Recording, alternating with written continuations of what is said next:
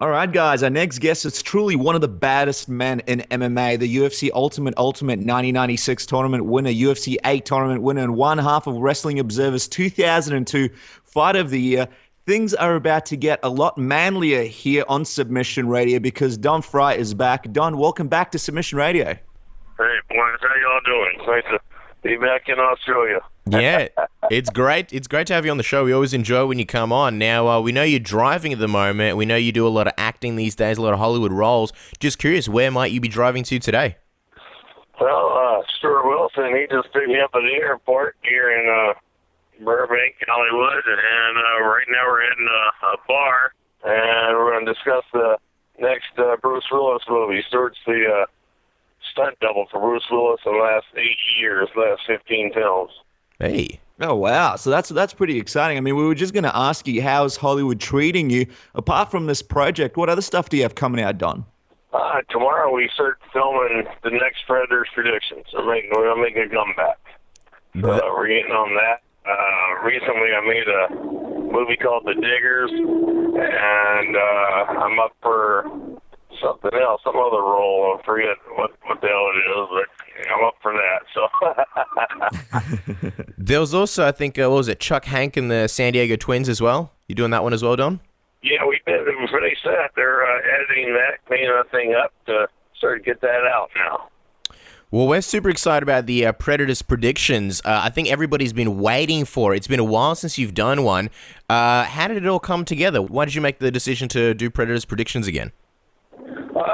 Stuart, like I said, Stuart Wilson, he's a producer of the show, and we just got together and drinking and talking, and we got tired of all these pretty boys in their Kmart, Walmart suits, and their greased back hair, and goddamn, they got the worst hairdos anybody ever seen in my life, man. Jeez Louise, they don't know what they're talking about in the fight game anyways. Everybody's wonderful. Everybody's a sweetheart. Everybody's at the top of their game, and everybody's going to be a tough fight. This is the hardest fight ever for this guy, and this guy will be the biggest threat, and blah, blah, blah. Oh, come on, man. Just to say, this guy's an idiot.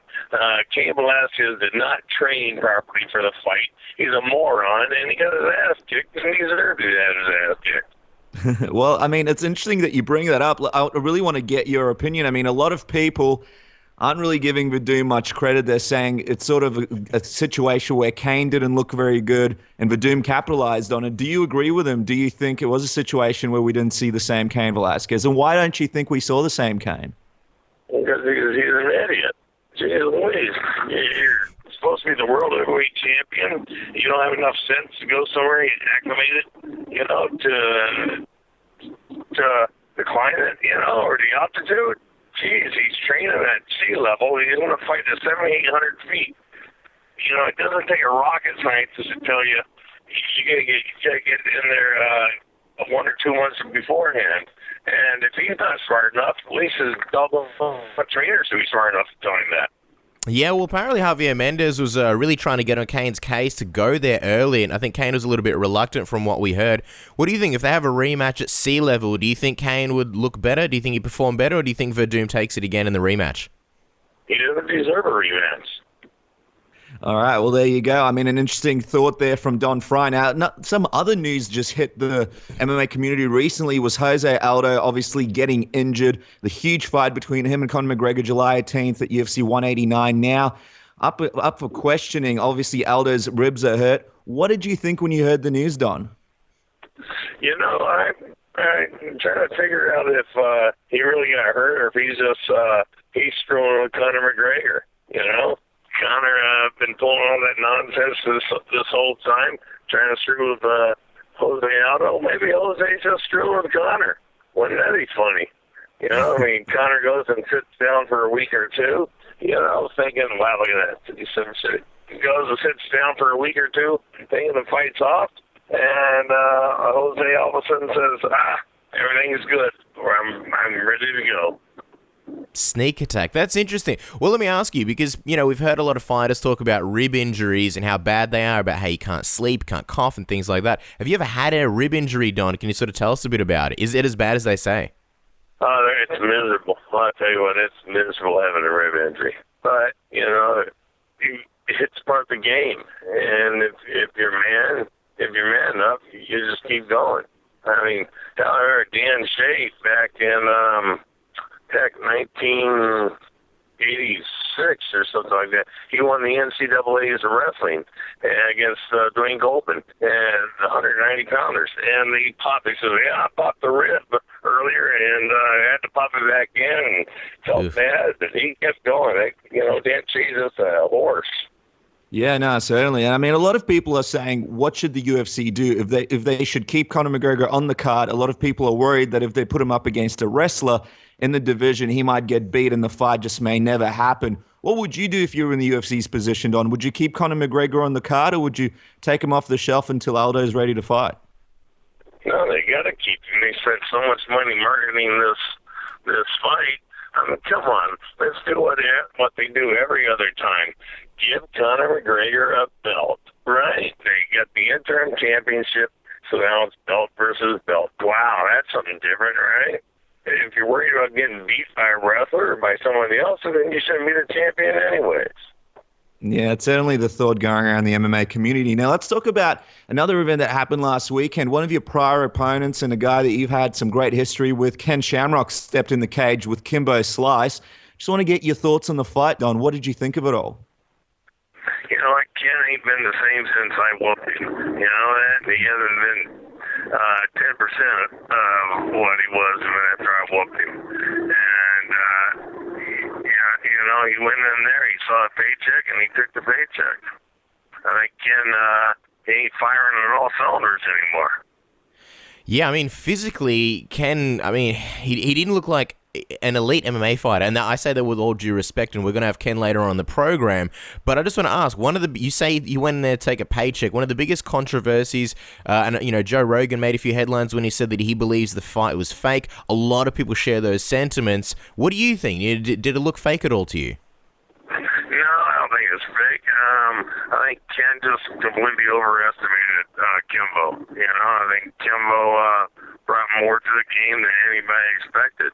And, it just surprised the hell out of all of us. I'd like to throw my hat in the ring to be the next guy to fight Kimbo. Hey. Well, I mean, that's an interesting question because you brought that up last time you were on the show a few months ago. I mean, Kimbo is looking for a second fight. If Scott Coker dialed your number and offered you a deal that you couldn't refuse, would you step in to be Kimbo's second fight, Don? Well, heck yeah, man. I'd take that money. And buy me a new horse trailer. Well, we know how much you love horses. Scott Coker, if you listen to this show for whatever reason, Bellator 140 or possibly 141, Don Frye versus Kimbo. What did you think about Kimbo's performance in the fight? You say Ken Shamrock underestimated him. A lot of people said that Kimbo looked a little bit, not as fast. He looked out of shape. What do you think? Do you think he's past his prime, or do you think he still looked decent? I really didn't see it. I just saw the 5 seconds of the knockout. That's all I. Yeah, well, I'll tell you what, just to paint a picture, Shamrock actually got in his back and had the rear naked choke all the way across his throat. It looked like at one point. So it was an interesting back and forth fight. And hopefully, this fight gets put together. If you did get a shot at Kimbo, Don, I mean, this is an interesting question. What would you do with it, and how would you see the fight playing out? Well, I'd knock Kimbo out. It'd probably be about one of those fights, be one of the fastest knockouts in UFC history or Bellator history once again, Well, there you go. And we know that recently you had a few back issues, Don. Before we sort of talk about you, possibly hypothetically getting back in the cage, how's the back feeling? You told us last time the Czech Congo came around, gave you this machine, and you were super happy with it. How's the back feeling? Are you 100% now? Back feels great. Not 100%, but I'll tell you what, I'm better than I ever was for the last decade, so there's nothing to complain about.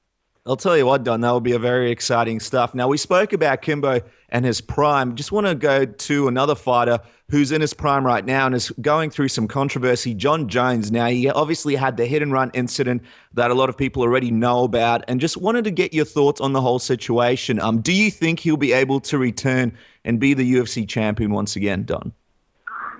You know what?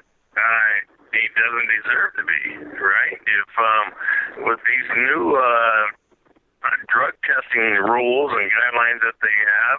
You know, the first time you get caught with steroids, it's what, a $2,000 fine and 3 months suspension, and then the second time you get caught, it's a 6 month suspension or 2 years suspension. You know, 10,000. The third time you're gone. Well, shit. Sorry, he got all three in one time, man. He did it all at once.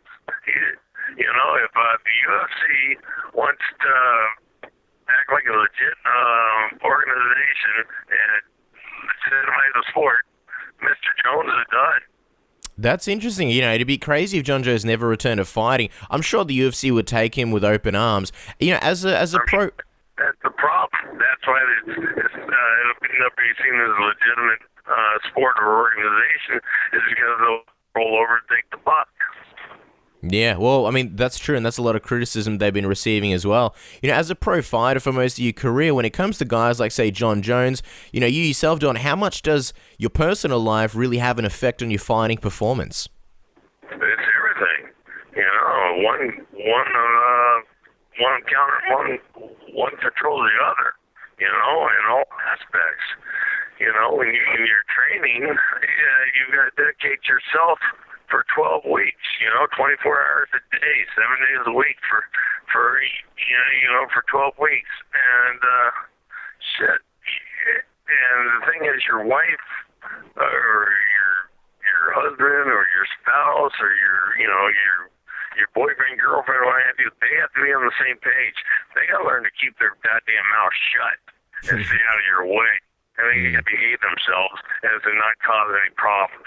And same thing with your children, you know. Yes. Everybody's got to be together. I was going to say, if only the Submission Radio Crew's families thought the same way. They're always getting our way down. Now, I mean, speaking with Jon, just for a couple of questions on the topic, I mean, he's had a couple of run-ins with issues. Obviously, he tested positive for cocaine when going into a fight. He also had the hit and run. Do you think he can turn it all around and come back? Do you think he has what it takes to get his life in order to be an elite fighter again, Don? Wow. You know what? Only he knows that, man. Only he knows that. Well, let's talk about you, Don. We read a few interesting stories recently about you.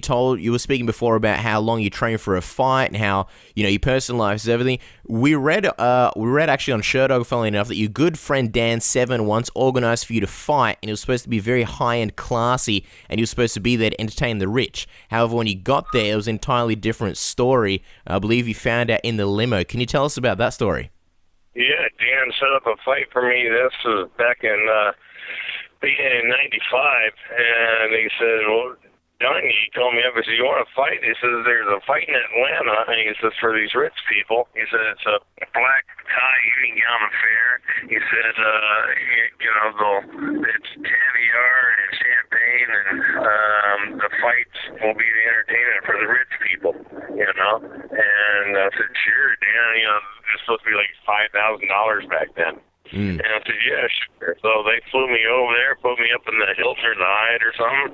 So it was looking pretty good. And then next day they picked me up and they're driving over there. And I'm in the back seat. And the guy turns around in front and says, oh, by the way, we can't pay you. You know, I got real quiet, real fast. He says, do you still want to fight? You know, I came all the way to Atlanta. I'm going to hit somebody. If it ain't somebody inside the cage, it's going to be you, buddy. So we kept going, and we went behind this building, and went to a warehouse, and we got out of the car and walked into this warehouse, and they got those blue plastic tarps on strings, you know, decked out. As dressing rooms, and there wasn't a piece of caviar or Caviar was eaten. or champagne in the whole building. You know, there's beer bottles and potato chips. Wow. Wow, I mean, a lot of fighters these days complain about pay and the Reebok deal and this and that. However, I mean, just from that experience and many experiences and a lot of fighters at the beginning of MMA, a lot of people didn't get paid. Just wondering, was that your only experience where you fought for free, Don, or did you have a bunch of them going through your MMA career?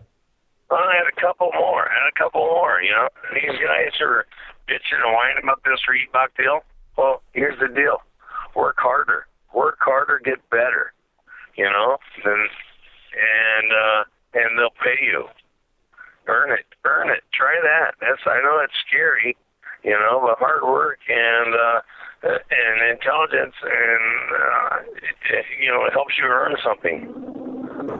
Well, speaking of earning things, Don, a lot of people they want to basically see they want to see the Don Frye. We heard that, or we want to get an update on yourself.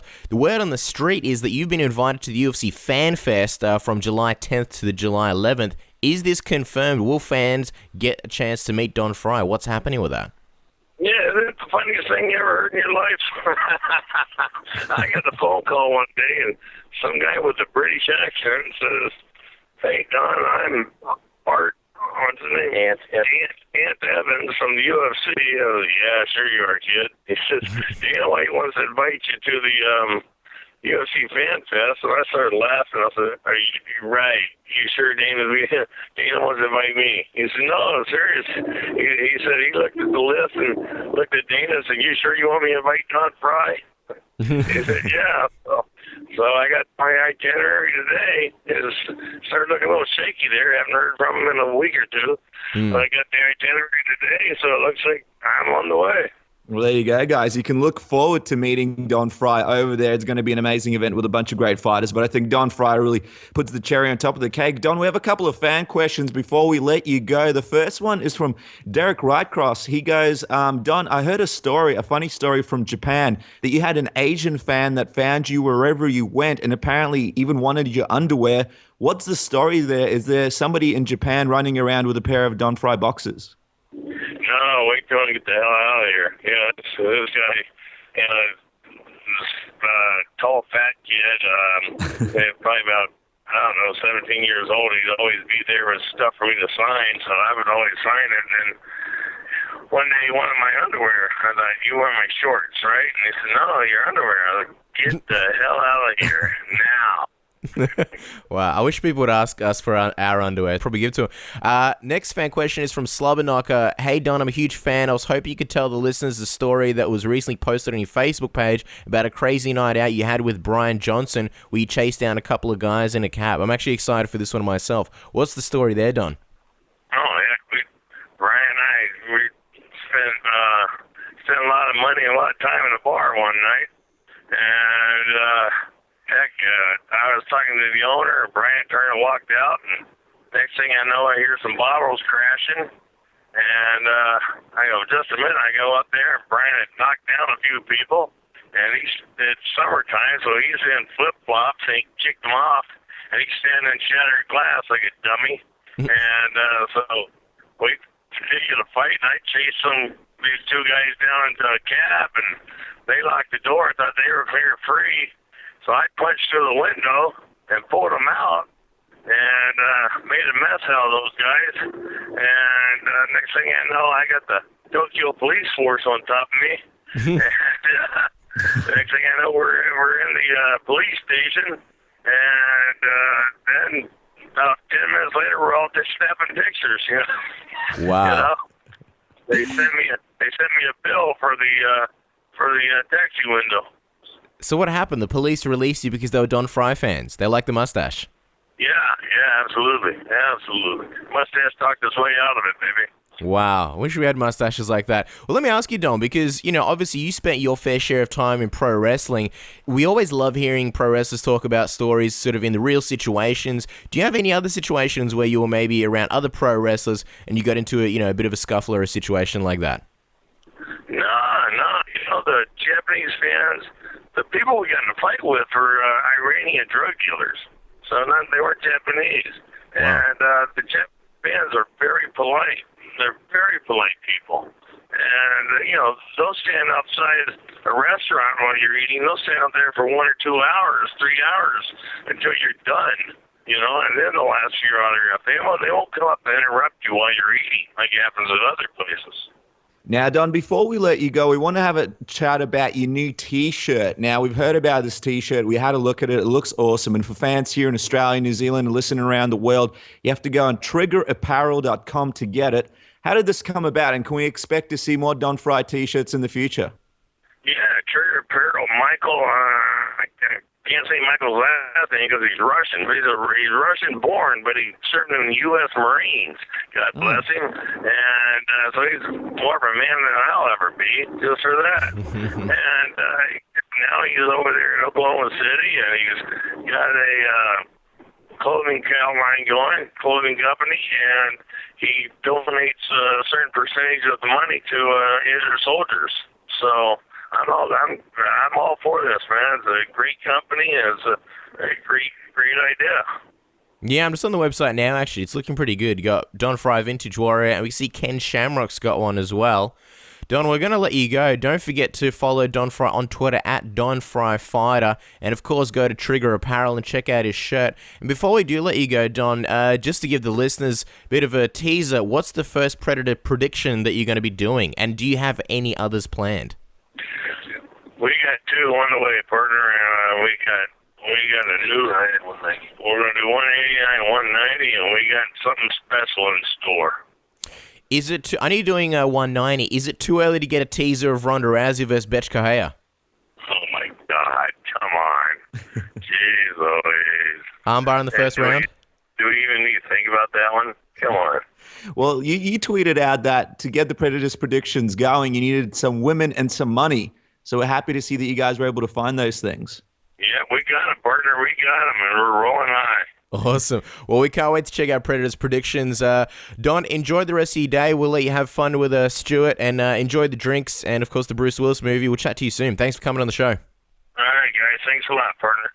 Talk to you later.